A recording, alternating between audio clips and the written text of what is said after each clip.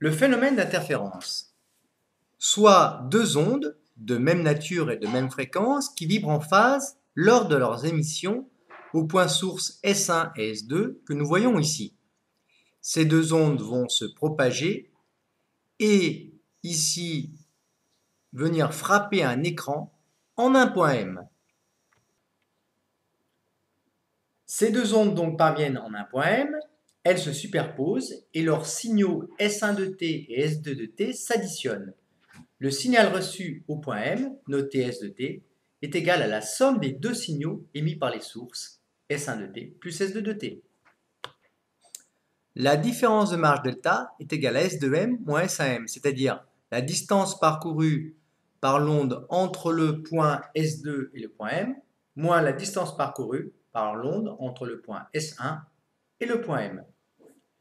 Nous observons que lorsque cette différence de marge delta est égale à 1 fois lambda, les deux ondes ici arrivent en phase et à ce moment-là, l'amplitude de l'onde résultante est maximale.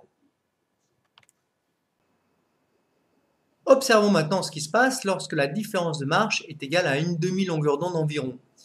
Eh bien, les deux ondes qui arrivent ici sur le point M s'additionnent, mais donnent quoi? Eh bien, ils donnent une amplitude nulle.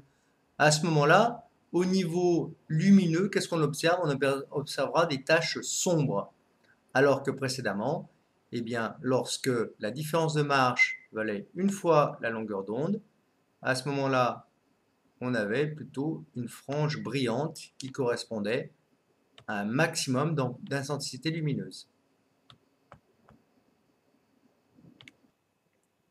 Pour une position quelconque du point M maintenant, eh bien, l'amplitude du signal résultant dépend du déphasage phi entre les deux signaux, phi égale phi2 moins phi1. Ce déphasage évidemment varie d'un point à un autre. L'onde résultante a alors une amplitude modulée dans l'espace. C'est ce qu'on appelle le phénomène d'interférence.